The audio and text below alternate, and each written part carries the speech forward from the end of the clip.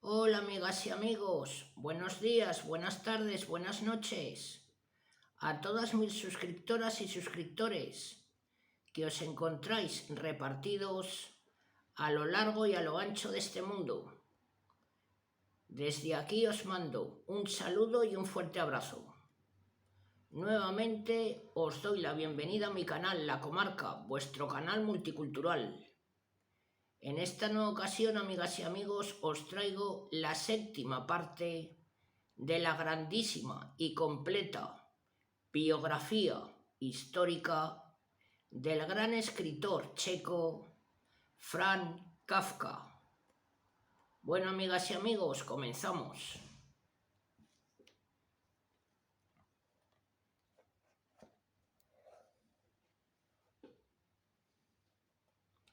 Se me sirvió limonada y una señorita de labios rojos me sostuvo el vaso para que bebiera. La dueña de la casa alcanzó pastelillos en una bandejita de plata y una muchacha de vestido completamente blanco me los introducía en la boca. Una exuberante joven de cabello rubio sostenía un racimo de uvas que yo no necesitaba más que arrancar. Ella me miraba a los ojos que la eludían.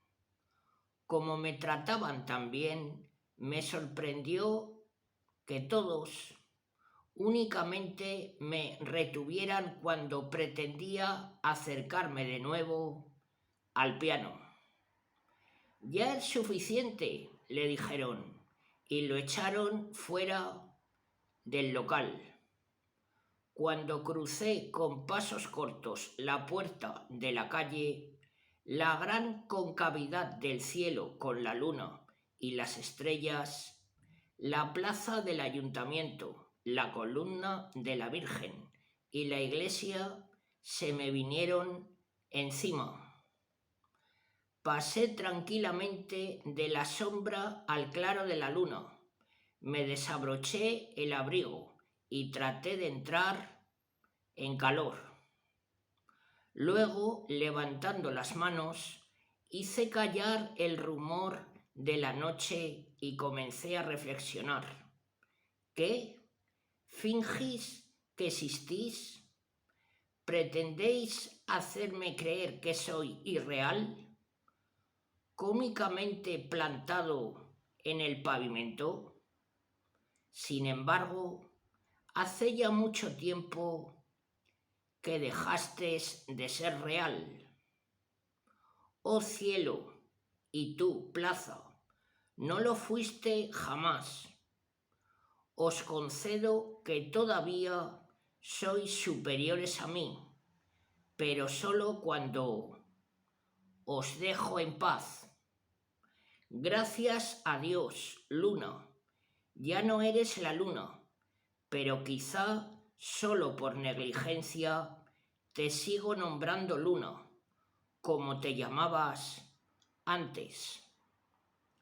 Esto y mucho más le contó el orante al gordo. Era, al parecer, su verdad, pero el gordo quiso saber lo principal. Pero ¿por qué reza a la tarde en la iglesia? ¿Por qué habríamos de hablar de ello? Al anochecer, nadie que viva solo es responsable. Hay muchos temores, que se desvanezca la corporeidad, que los hombres sean realmente como parecen en el crepúsculo, que no se pueda andar sin bastón, que tal vez fuera conveniente ir a la iglesia y rezar a gritos para ser mirado y obtener cuerpos. Ir a la iglesia y darse cabezazos para ser mirado y obtener cuerpos. Esta era la tremenda verdad del orante en su absoluta soledad. Tocado de irrealidad, no le había quedado otro recurso para sentir la proximidad del prójimo. El gordo confiesa que se echó a llorar al oír esta confesión. Como en un sueño, el hombre de los pastelillos presencia el hundimiento del gordo y entonces la visión del río se apaga y volvemos al camino del monte Laurenci. Ya repuesto su acompañante, prosigue la marcha. El sujeto continúa obsesionado con su Anita. A cada momento pregunta si la muchacha es bonita, como pidiendo ayuda para resolver un íntimo dilema. Pero el otro no contesta, guardando completo silencio. ¿Tiene malas intenciones? ¿Por qué no me consuela?, urge el sujeto. Pero el hombre de los pastelillos le contesta secamente: usted no necesita consuelo, usted es amado. Pero el sujeto no parece ahora tan seguro. Dice que quizás aún podría liberarse del compromiso que está contrayendo con Anita. Quizá todavía está a tiempo para cortar este amor naciente con una infamia, una infidelidad o con un viaje a un país lejano. Riendo el hombre de los pastelillos le contesta: ninguna infamia, ninguna infidelidad le serviría para esto. Tendrá que matarse. Y allí, dominando la ciudad desde lo alto del monte, continúa la extraña conversación. Finalmente, como quien ha arribado por sus pasos a una conclusión, el amante de Anita saca una navaja, pensativo la abre, luego se la clava en el brazo. La sangre corre. El hombre de los pastelillos, que tanto temía al principio ser la víctima, tiene que sacarle la navaja del brazo. Con ella rasga las mangas del abrigo, la chaqueta y la camisa. Luego, como loco, trata de buscar ayuda, cosa imposible en el monte y en medio de la noche infinita. Vuelve y chupa la herida. A continuación, la venda torpemente con un pañuelo. Por último, trata de consolar al herido. Le hace notar que está en buena posición, rodeado de cosas amables. Le dice que puede pasear en los días luminosos. En primavera puede ir al bosque con Anita y escuchar la algarabía de los organillos que resuenan en las avenidas. En resumen, le dice que aún puede vivir, pero el herido se levanta, se apoya en él y al tiempo que echa a andar, exclama: ¡Gran Dios! Ya no hay salvación. Todo eso ya no podría alegrarme. Discúlpeme. ¿Es tarde?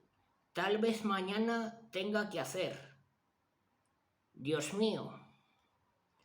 Aunque es tan dudoso que pueda continuar viviendo, comienza el descenso. La novela termina aquí y Franz Kafka le da por terminada en el año 1905, un año después de haberla comenzado. Extraña historia, en verdad. Y nuestra impresión sería aún más grande si en vez de haber estado leyendo Por encima del hombro de Franz Kafka, la leyéramos cuidadosamente desde el principio hasta el fin. Cuántas resonancias, cuántos paralelismos, cuántos finísimos detalles psicológicos se nos han escapado. No ha sido posible resumir la novela, pero a esta dificultad de los escritos de Franz Kafka tendremos que acostumbrarnos desde ahora, desde el principio.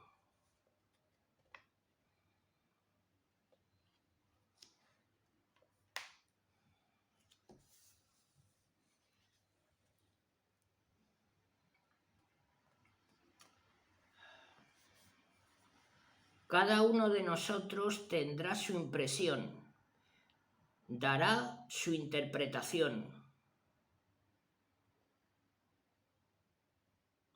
No hay duda de que se trata del combate por la vida, y si así se lo quieren entender, se trata también del combate entre distintas variantes de un mismo combatiente.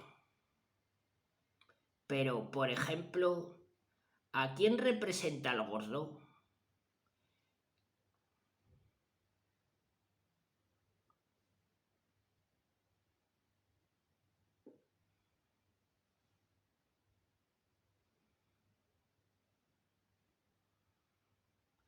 Toda la historia parece algo así como un sueño. Todo flota en la historia y se sale de su lectura con la más amarga impresión. El gordo no iba a la iglesia para rezar, sino para contemplar a una mujer inalcanzable. Y el orante, que no logró abrazar a la señorita ni tocar el piano, tampoco rezaba. En la iglesia quería ser mirado y así obtener cuerpos. Y los otros dos en el Laurenzi, más que decir algo concreto, la novela trata de comunicar una impresión y no hace falta descifrar qué representan en última instancia el gordo y los otros. No hace falta porque la novela logra el propósito de abrir una amarga herida en la conciencia. La herida sería aún mayor si no fuera porque Kafka dejó vagar la imaginación con excesiva libertad, tomando por momentos la historia el aspecto de una fantasía, a pesar de las finas descripciones que le confieren su singular verismo. En el futuro, Kafka controlará su imaginación más firmemente, con lo que sus historias se tornarán más brutales. El Kafka maduro será capaz de abrir heridas infinitamente más anchas. Sin embargo, en descripción de un combate están ya presentes sus grandes obsesiones temáticas.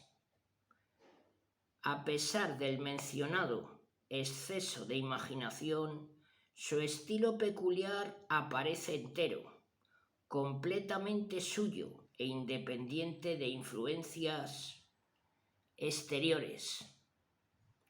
Obviamente, temas y estilo irán madurando con el tiempo, pero allí están. La soledad patética de los personajes, el ansia frustrada de comunicación, la culpa, el castigo, ese navajazo, esa sensación de que el mundo, en una pesadilla sin despertar, nos mueve de acuerdo con una lógica férrea, pero imprevisible, dejándonos entrever lo ominoso, pero ocultándonos sus, sin duda, tenebrosos designios. Todo ello está presente en Descripción de un combate, y si reímos al leer, la risa que nos sale es amarga y ciertamente dolorosa. ¿Qué pensaba Franz Kafka de su obra? En esta primera novela corta aparece, sí, su concepción de la vida como un leve flotar, tal como él la vislumbró desde la falda de ese monte Laurenzi, hasta cuya cima, como posesos, llegaron los protagonistas. Pero él no quedó satisfecho, nunca la consideró terminada y durante largo tiempo la mantuvo guardada en un cajón, a pesar de las protestas de Max Brod. Como quien no ha hecho nada importante, prosiguió su diario ir y venir, de la universidad a Max, de las tabernas a sus lecturas.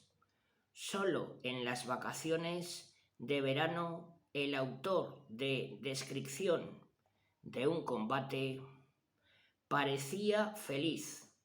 Por ejemplo, lo pasó muy bien en Zuckmantel en el verano del año 1906. Allí conoció momentos de gran intimidad con una mujer mayor que él. Jamás olvidaría esos días que constituyeron para él una redención de los pesados exámenes, de las largas horas de serrín premasticado que le habían atormentado. Se ignora el nombre de la mujer, se sabe que con ella se sintió nuevo, pero solo eran vacaciones, y bien breves. En verano en el campo, en Zuckmantel o en Trieste, lejos de la ciudad de Praga, solo alejado de la ciudad, olvidaba sus obsesiones, a su gordo, a su orante, a los dos del monte Laurenzi, bañándose, cortando leña, cuidando vacas y cabras, se olvidaba de ellos. Andando por el campo olvidaba sus pesados libros de derecho. Y entonces se sentía casi vivo y se alegraba de poder escribírselo a Brod. En vacaciones su estado de ánimo variaba por completo y no sería exagerado decir que entonces gozaba realmente como un niño. Y cuánto le alegró una muchacha llamada Hedwig que conoció en Trieste. En el campo, lejos de su padre, ni se mordía la lengua ni se dejaba aplastar bajo su mámpara de cristal. Pero el retorno a Praga no solo equivalía a la pérdida de Hedwig, sino también a perder toda la libertad conquistada, toda la alegría, como también personas de interior atormentado. Kafka gozaba con lo más puro y elemental, con cortar leña, pero ese no era su mundo. Praga, más Brod, los amigos, las tabernas, pero también el padre, la universidad, y también el gordo, el orante, los sufridos personajes del Laurensi. Mi camino no es nada bueno, y terminaré, por mucho cuidado que ponga, como un perro. Bueno, amigas y amigos, continuamos. A las 8 en punto de la mañana, con tremendas ojeras, el doctor Franz Kafka ingresa en su despacho y se desploma resignadamente en la butaca de su escritorio. Es un funcionario más de la Compañía de Seguros de Accidentes de Trabajo del Reino de Bohemia, que ocupa un importante edificio en la calle Porik. El doctor Kafka está ahora ante un confuso montón de papeles y legajos que parecen haber caído desordenadamente sobre su escritorio, desde las cargadas estanterías que cubren las paredes. Se trata de un sórdido despacho, como si estuviera en su elemento el doctor Tren, cuyo bien ordenado escritorio está frente al del doctor Kafka. Ya está trabajando, severamente concentrado. Es muy temprano, pero a través de la puerta que da al pasillo se oye el confuso rumor de los funcionarios que van de un lado a otro. Y pronto empieza a abrirse y cerrarse esa puerta, porque no todos los funcionarios aciertan con la puerta del despacho que buscan. La compañía es grande. Cuando la puerta se abre, el doctor Kafka levanta la vista un momento. En realidad, no puede concentrarse, a diferencia del doctor Tren.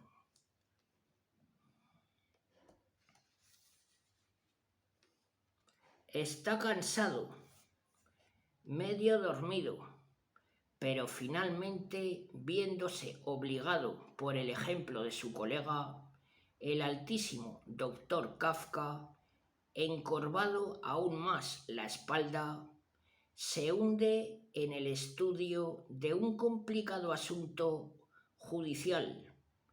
Pronto vendrá su secretario, se sentará a la máquina y se lo quedará mirando hasta que él empiece a dictarle uno de esos informes de todas las mañanas.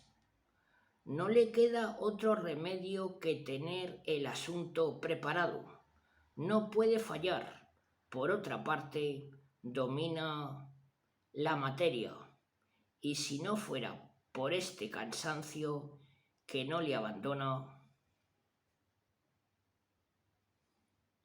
a las 2:30 de la tarde, enfundado en su abrigo, el doctor Kafka abandona la compañía.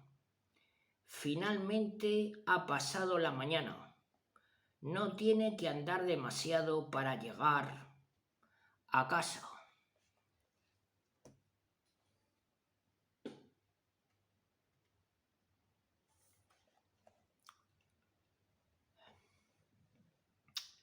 Hora de almorzar. Como siempre, el padre preside esta complicada operación familiar. El doctor Kafka ni levanta la vista del plato cuando su padre, dirigiéndose a su hermana Eli, exclama: «A 10 metros de la mesa tiene que estar sentada la moza ancha». el señor Hermann Kafka aparta de un empujón su silla y con grandes ademanes imita la postura que tanto le irrita. La tensión familiar aumenta. Vuelve a acercar la silla a la mesa. ¿Qué compañía está?, exclama a manera de conclusión. Tras el almuerzo, el doctor Franz Kafka va a su aposento y se desploma en el sofá. ¿Por qué siempre tiene que soportar esa tensión a la hora de almorzar? ¿Y la oficina? Pues bien, estamos ya en el año 1909 y todos los grandes planes del doctor han fracasado, como él bien lo sabe cuando entrecierra los ojos recostado en el sofá de su habitación.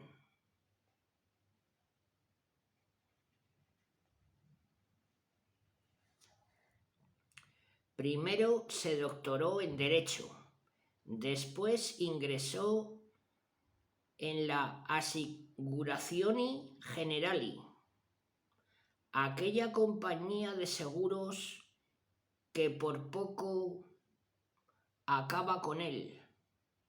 Su gran esperanza, ser enviado lejos de Praga, a Egipto, a los trópicos, a cualquiera de las lejanas filiales de la compañía. Pero el tiempo le demostró que tal esperanza era vana. En dicha compañía se trabajaba de sol a sol, domingos incluidos, y prácticamente sin vacaciones. ¡Qué tiempos! Aquel 1907 en que su familia se mudó con él a esta casa, en la calle Niklas. Antes pudo escribir, recordando vagamente a Hewitt, preparativos para una boda en el campo. Pero después nada de nada. Durante el tiempo de su permanencia en dicha empresa, entre octubre de 1907 a julio de 1908, se sintió totalmente desdichado.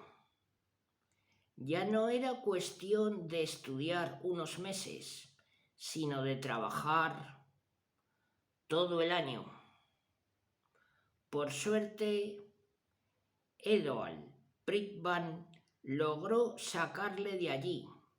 Su padre, el presidente de la compañía de seguros de accidentes de trabajo, tuvo la amabilidad de contratarle. Pero ahora que todos sus planes para escapar de Praga han resultado un fracaso, ¿de qué sirve terminar la jornada laboral a las 2:30 de la tarde si ya no quedan fuerzas para escribir? Cierto que en su nuevo trabajo se encuentra más cómodo que en la Assicurazioni, pero ¿de qué le sirve? ¿Tendrá que resignarse? El doctor Franz Kafka tiene 25 años. ¿Y qué lejos están los trópicos? Huir, imposible. Todo esto suena y resuena en la cabeza del doctor, que ya yace en el sillón.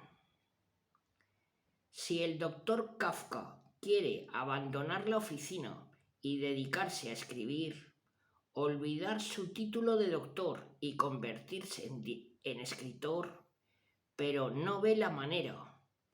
A su padre, Desde luego, no puede pedirle ayuda, porque el señor Kafka no está dispuesto a sufragar empresas que considera inútiles. Durante años ha tenido heridas abiertas en las piernas por carecer de ropa de abrigo. ¿Quién reconoce hoy esto? ¿Qué saben los hijos? Eso no lo ha padecido nadie. ¿Comprende esto un hijo de hoy? Imposible pedirle ayuda. Al menos el padre está ahora satisfecho de saber que su hijo cumple puntualmente sus obligaciones laborales. Este no es un consuelo, pero entonces llega Max Brod y obliga a su amigo a levantarse del sofá y a salir de tan lúgubres meditaciones. Bueno, amigas y amigos, continuamos. Cada vez que amenazaba con quedarse sentado para siempre, recibía un poderoso impulso de su amigo Max. Finalmente, tanto insistió que Frank le regaló el manuscrito de descripción de un combate. Y el entusiasmo de Brod fue tan instantáneo e incondicional que, a pesar del escepticismo del autor, empezó a proclamar que su amigo era un genio, o poco menos. Su entusiasmo llegó hasta el punto de que en un artículo puso el nombre de Kafka junto al de autores tan importantes y consagrados como Thomas Mann o Gustav Meyrink.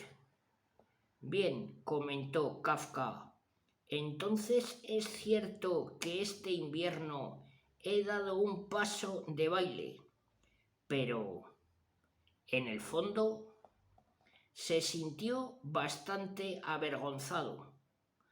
Aún no había publicado una sola línea y tampoco quería hacerlo, pero tanto insistió Brod que finalmente consintió en que se publicasen en la revista Hyperion 2 fragmentos de descripción de un combate. En cuanto los vio impresos, Kafka se arrepintió de haber cedido.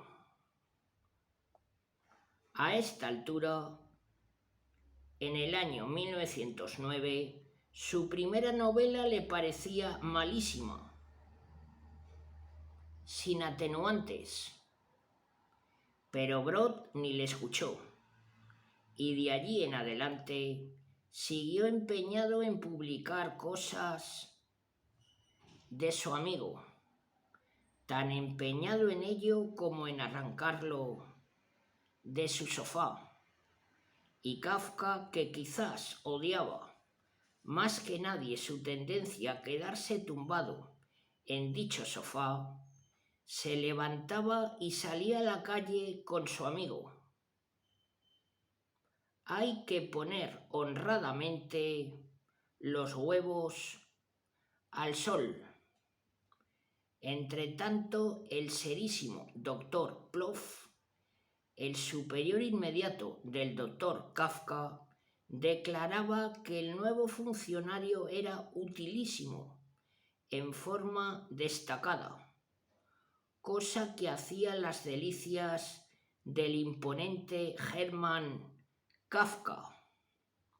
Pero aquí debe decirse que tanto el jefe como el padre ignoraban que el doctor Kafka llevaba una doble vida que en caso de conocerla les hubiera hecho agitarse por igual en sus sólidos sillones, porque Frank no se limitaba a leer a Platón o a Claes en casa de Max Brod. Hablando de literatura, los amigos salían otra vez a la calle, poseídos por el deseo de recuperar las horas de la mañana, respirando a pleno pulmón lejos de la atmósfera de sus respectivas oficinas. Eran habituales de algunos cabarets de mala nota. Unas veces acudían a El Dorado. Si allí no estaban, era posible encontrarlos en el Lucerna o en el London o quizás en el Trocadero. En todos ellos había un piano algo desafinado y el correspondiente pianista que, fumando y bebiendo interminablemente, animaba todo aquello para gran satisfacción de Franz Kafka. Y no hará falta decir que el piano, que tanto sedujo al orante de descripción de un combate, fue visto por el propio Kafka en alguna de sus primeras asomadas al London o al Trocadero. Eran minúsculos locales de atmósfera saturada por el humo. La verdadera atracción no era el crapuloso pianista, sino las muchachas. En el polvoriento local, pintadas y repintadas, brillaban, sin embargo, con sus vestidos de colores metálicos y sus medias de seda, envidiando sistemáticamente al oscuro pianista. Franz Kafka bebía vino, dispuesto a gastarse hasta el último centavo. Entre el sofá de su propia habitación y la semipenumbra del London medía un largo camino, pero él lo recorría con pasos más ligeros que los que le conducían diariamente a la oficina. Entre el piano y el vino conoció a varias mujeres que trabajaban en dichos locales. Conoció a Miles Chi, a Josh Chi y más profundamente a una muchacha llamada Hansi. Desde el punto de vista de la sociedad burguesa de Praga, eran mujeres condenadas, pero en ellas buscó el doctor Kafka un poco de compañía. Al principio, todo ese movimiento le sedujo.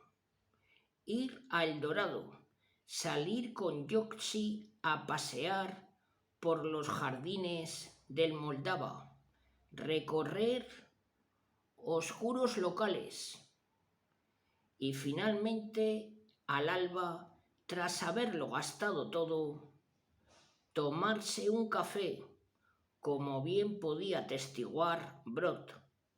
Franz Kafka no era un eremita, al contrario, él reclamaba demasiado de la vida, no demasiado poco, y así, medio tambaleante ya, el doctor Kafka volvía a casa cuando el sol se levantaba y se deslizaba furtivamente hasta su habitación. Ya solo le quedaba tiempo para afeitarse. Pero aquí debe decirse que esa vida nocturna no se limitaba a lo a la contemplación de algunos espectáculos más o menos ingenuos o a pasear inocentemente con su amiga Josie por los jardines del Moldava.